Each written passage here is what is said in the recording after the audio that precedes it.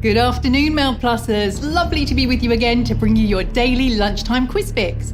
I'm Melissa Hartzell and I'll be your host for this afternoon's game while doubling up as your guiding presence and hopefully helping your journey towards the winner's podium.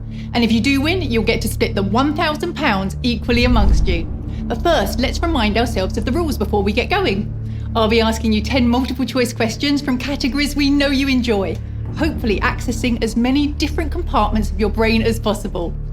With 10 seconds passing by in a flash, you'll need to settle on an answer pretty fast, because if you answer in time and get all 10 questions correct, a well-deserved share of the cash pot will be coming your way.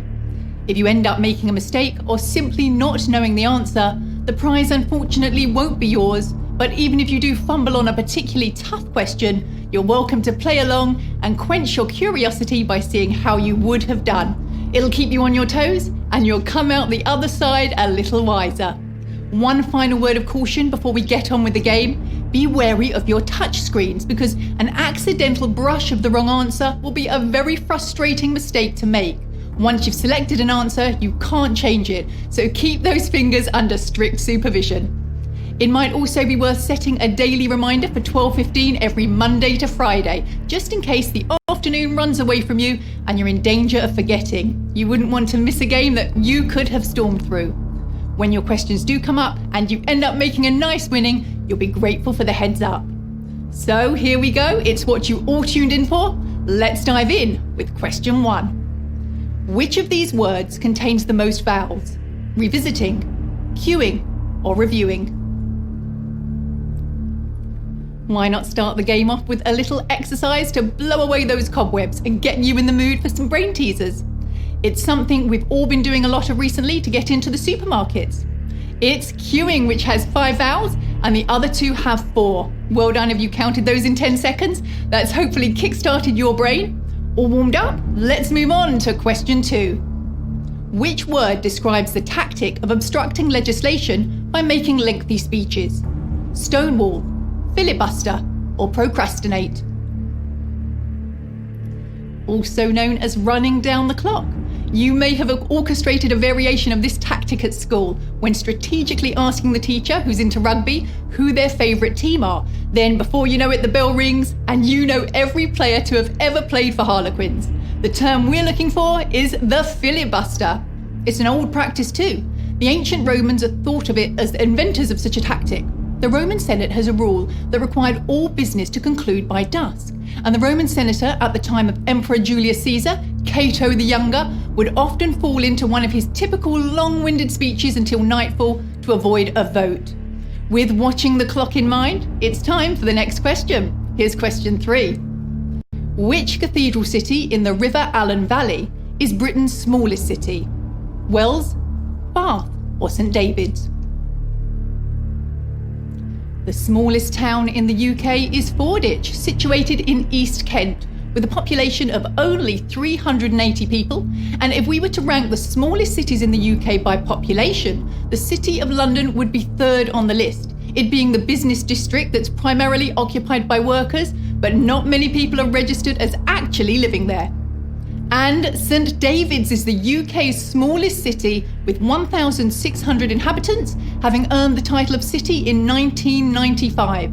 The rule that a city must have a cathedral in order for it to be deemed a city doesn't necessarily apply anymore. It was introduced by Henry VIII, but it's now defunct.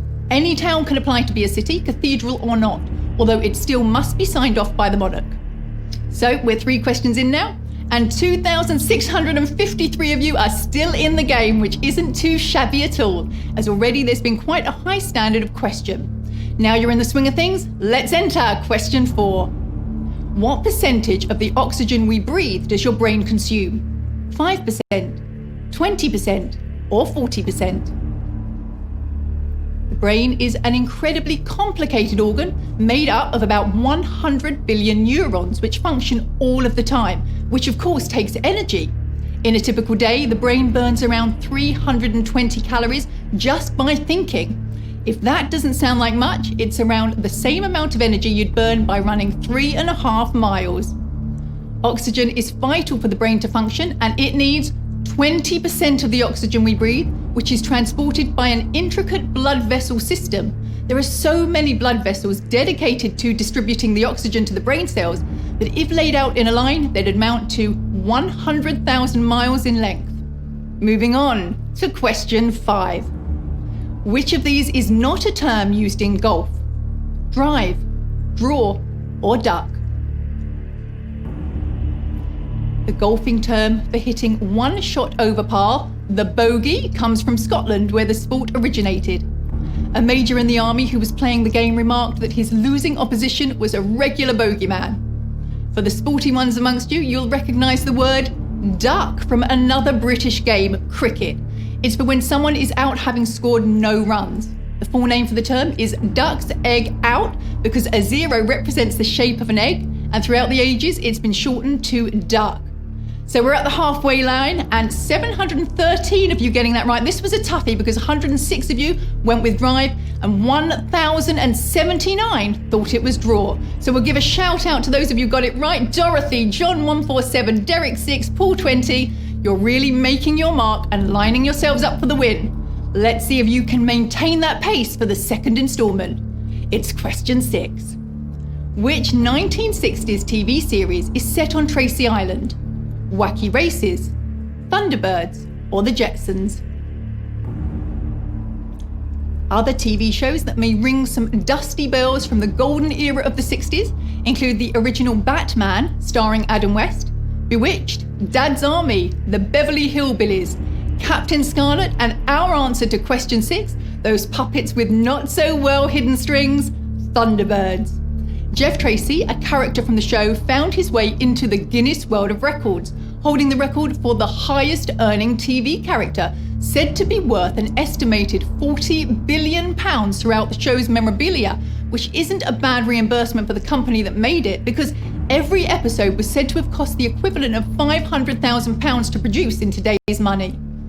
On to question 7. Which of these numbers is not in the Fibonacci sequence? 2, 3, or 4? Fibonacci was an Italian mathematician from Pisa in Italy, an area of the world that seemed to breed some of history's most important minds. The Leaning Tower of Pisa was famously where Galileo put gravity to the test. He dropped 2 balls of different masses to show that their travel time to the ground was the same, despite their different weights. And it's 4 that's not in the Fibonacci sequence. Each number is the sum of the previous 2, so the start of the sequence is 1, 1, 2, 3, 5, 8, continuing infinitely, but we don't have time to keep going infinitely here. The sequence can be seen in nature, shown by the genetics of flowers and how many petals they have, almost all of them having a number representative of the sequence. Here's question 8. Which of these has the longest standard term in office? US Senator, President of the European Commission, or UN Secretary General? The shortest ever term to be served as the President of the United States was William Henry Harrison, who was the 9th president in 1841. He passed away due to pneumonia after only 31 days into his 4-year term. A US Senator's standard term is 6 years, making it the longest when compared to both the UN Secretary General's term and the President of the European Commission's term only being 5 years. One of the longest political terms in history was Sir Roger Walpole, who represented the Whig Party as Prime Minister of the United Kingdom for a whopping 20 years in 1721. And well done to 250 of you getting that right and making it through to our penultimate question. Congratulations to Delco, Arthur 4, Thomas 15 and Pamela 14. You've certainly got your thinking caps strapped on tightly. Don't take them off just yet. There's 2 more tests to overcome. It's question 9. Which of these authors has not written a novel featuring James Bond? Kingsley Amis, Charlie Higson, or Robert Ludlum? In case you need an afternoon film suggestion to pass the time, in the Bond film From Russia with Love, at around the 1 hour 15 mark, a train passes an old man on the side of the track who is believed to be the author Ian Fleming, making his only James Bond cameo. Ian Fleming, although he created the character, wasn't the only one to have written about him. Robert Ludlum never included Bond in his writing, but Kingsley Amis did, having written the tongue-in-cheek critique on the James Bond novels called The James Bond Dossier, and author Charlie Higson, who you might also recognise from the sketch comedy The Fast Show, wrote Young Bond, about the character's early years at Eton College. Well done if you've made it to the final question. We've got 198 players still playing for the prize. It's a toughie. Let's see how many hopes and dreams it claims. Good luck, everyone. Here's question 10. The weather is hot, hot, hot is an example of which rhetorical device? Epanalepsis, antimetaboly, or epizeuxis?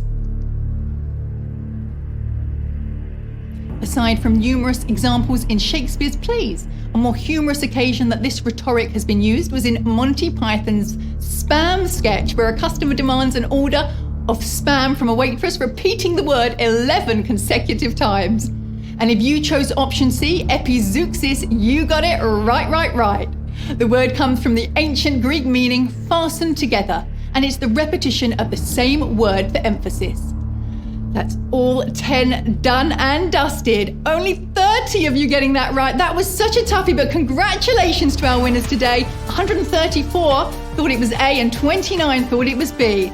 But well done to our 30 winners navigating your way to success one question at a time. Congratulations, Thomas 15, Woman Oak, Jeffy, Karen 1, Isabel 14, Scotland and Deepak. You've clearly been hitting the books and the reward comes well deserved. Well done. Remember, there'll be games every day this week, so please do join us again and give the next set of 10 a go.